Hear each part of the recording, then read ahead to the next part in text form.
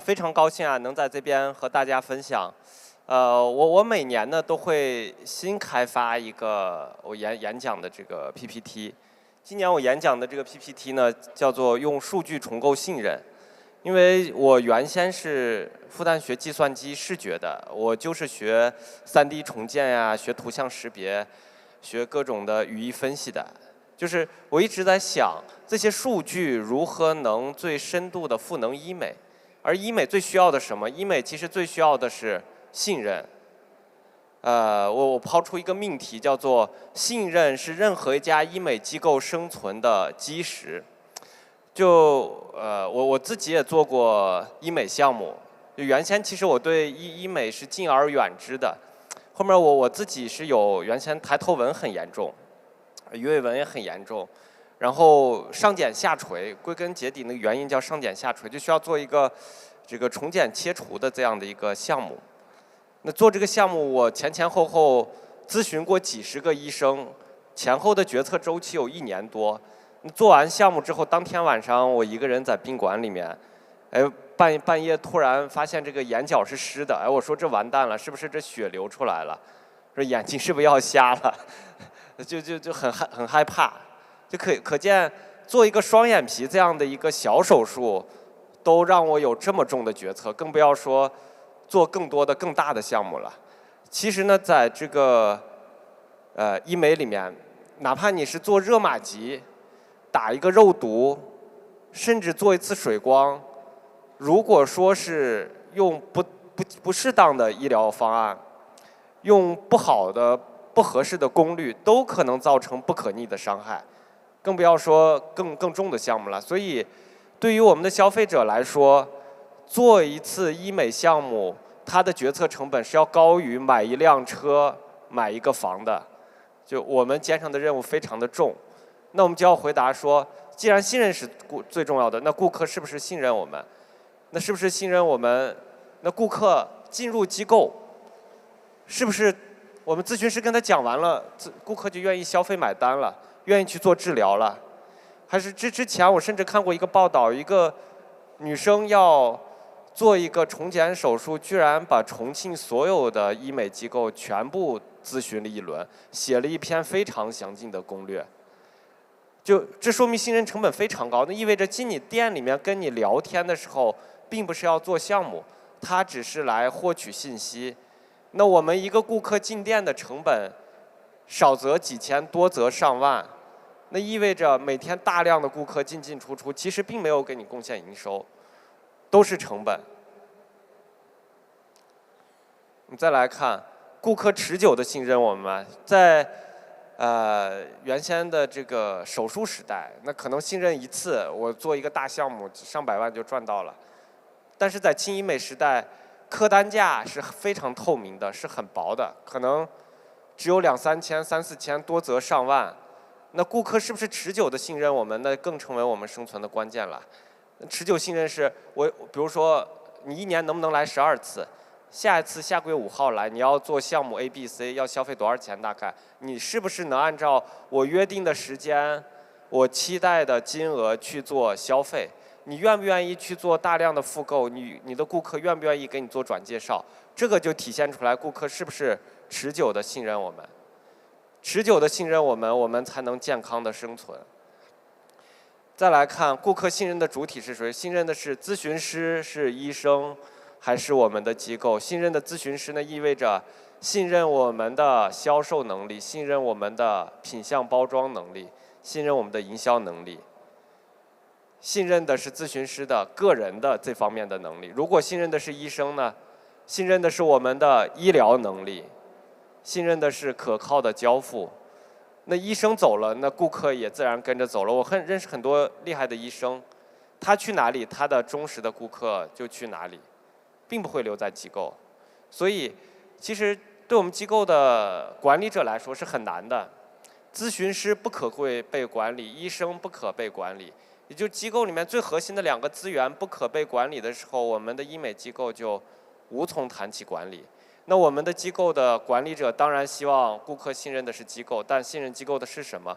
信任机构的是品牌，品牌背后是标准，是我们高质量的咨询和交付能力。这个能力如何构建？要通过数据来构建。后面我给大家会详细的讲，我们如何通过数据去让顾客信任的主体从人变成品牌，变成我们的机构。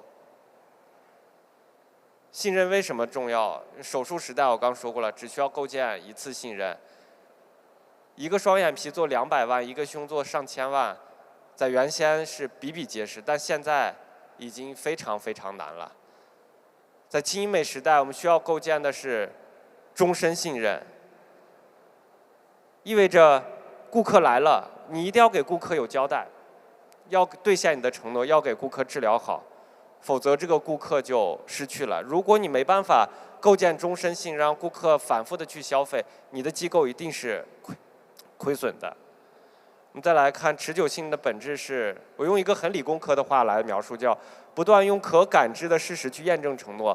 我们举个交朋友的例子，那如果说一个朋友总是言而有信，说到做到，一定是终身的好朋友。如果一个朋友总对你前面说了，后面就忘掉了；前面说了，后面就反悔了，从来不兑现承诺，那一定没办法成为朋友。放在我们医美里面，你给顾客说除皱，那皱纹做多少次，大概减轻多少，少了几根，什么时候再出现，什么时候再做治疗，全部按照你兑现的来。你做祛斑，什么程度，用什么激光，打多少次，斑能消失掉，消失掉多少，淡了多少。你只要说你给顾客承诺的效果，你最后就能兑现，那就叫用不断用可感知的事实去验证承诺。中间里面可感知很重要，因为很多我们医美的治疗是长周期的反复的治疗，并不能说我治一次就给你根除掉。那中间有一些阶段甚至会有一些反复，甚至你的变化非常的微弱。在这种情况下，你如何让顾客去感知到你给他做出的付出和你让他得到清晰的感知到自己的收获，那就要借助一些科技的手段。后面我会讲我们的科技如何去赋能这件事情。最后回到我们的主题，如何高效的构建信任。最后我们要用数据去构建信任，才能实现最高效的构建信任。因为你的色斑、你的皱纹、你的凹陷的严重程度、你的红区的面积，这些数据都是客观的，是所有人都可以非常轻易的达成共识的。尤其对于我们年轻的消费者来说，越来越相信科技，越来越相信数据，所以用数据去说你的效果，是成本最低的，效率最高的。我们来看，数据构建信任要经过一个循环，循环很重要，这是一个闭环交付。要精准的给顾客做诊断，顾客有什么问题，很清晰的说出来，要精准的做治疗。我们所有的治疗的参数、治疗的手段，全部都是有数据做依托，有大量的临床去做支撑的，而不是说基于医生很随机的个人经验去做的治疗。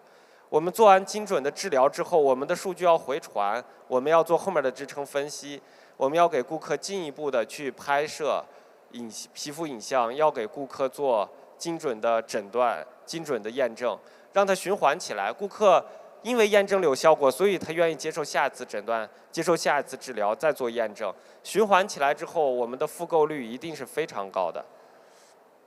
我来分开给大家去讲一下。首先，数据获取这个地方，这个是我花了差不多4、5年的时间去研发的一款机器。这个机器有一个特点，它是全球第一台3D 皮肤分析仪，它可以25秒时间给你完成皮肤正面180度的4个光谱，后面生成12种皮肤影像的拍摄，同时它给你完成3D 的高精度的重建，重建精度达到0.2毫米。就我们医美能做的项目，能改善的形态类的问题，也一次扫描得到。同时，它可以做非常高维度的 AI 分析，能分析10几种皮肤问题、几十种形态问题，而且它还在不断的进化升级。再来看，我们讲到用数据构建信任，我们来看一下这个鼻子，这是我自己的鼻子。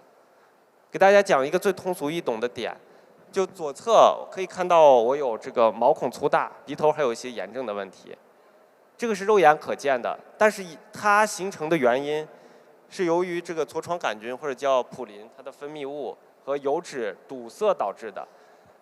这张图要紫外线照射你的皮肤，它才能看得到，它是肉眼看不着的。这就是要借助影像、借助科技去从症状找到病因的一个逻辑。如果你找到之后，你再继续给它去刷酸、做深度的清洁、做各种的养护，顾客是非常信任的，因为这是个非常科学的诊断过程。就类似我们去治个感冒，医生是一定会给你抽血的，你是细菌性的还是病毒性的？医生得到清晰的这个诊断原因之后，才会给你去治病，不然的话很可能治错了，没有效果。来看第二个 AI 诊断，我刚说了很多治疗并不是说肉眼治疗一次就清晰可见的。我们可以看到，这个图上面这个人脸是前面这是有从12个维度去分析你脸部的色素问题。治疗前、治疗后，你比如说你深层板改善了，但是浅层的会有一些反复，通过数据可以看得到。你的紫外线斑改善了，还是你的表面的可见光改善了，还是你的深层的棕区的色斑改善了，全部给你体现出来。长时间的变化还可以形成各种柱状图、折线图，给医生提供更多的治疗的反馈。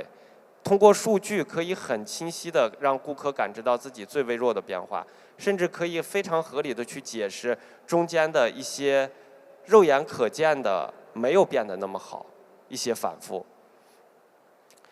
再就是看光晕美学，光晕美学我昨天元素的设计总监到我们展位上面说，就是用这一张图，通过旋转一个小太阳，来去看脸部的所有的结构性缺陷，所有的松垂。我们针对这一张图，针对这个如何去用光影去看你脸上的松垂凹陷，我们还有一本小书。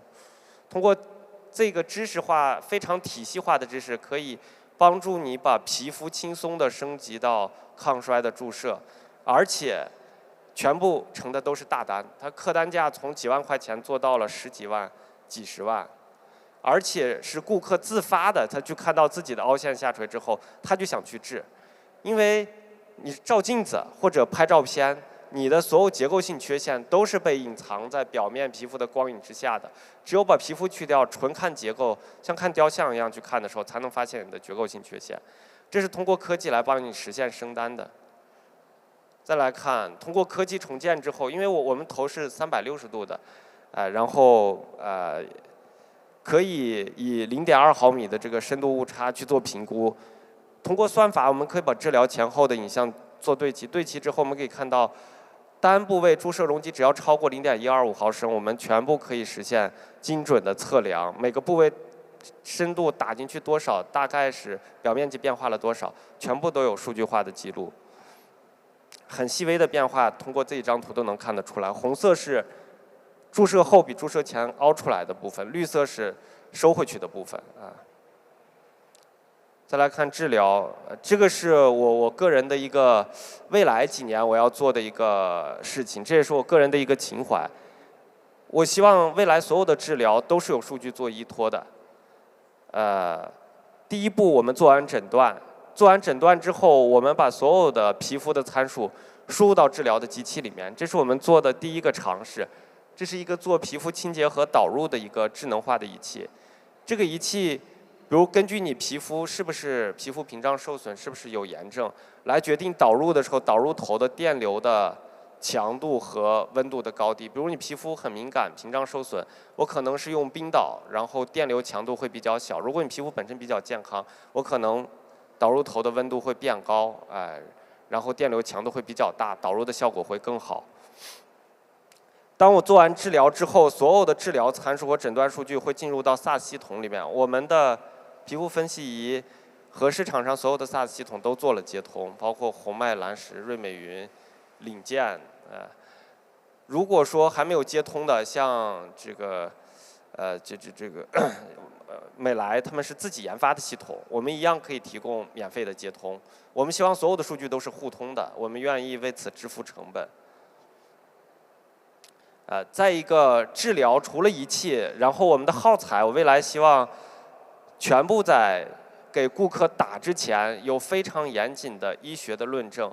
我们也在推动医美行业的诊断和评估的团标，就未来可能水光针的一些耗材的评估会用我们提供的仪器和这个材料。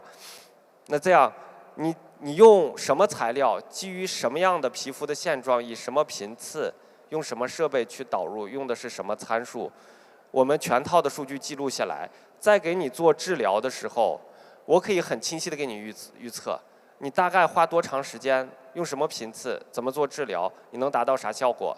每个阶段我都去不断的兑现我的承诺，因为前期在给你治疗之前，我已经做了很扎实的临床，并且有全套的闭环的数据在了，所以我的治疗一定是有效的。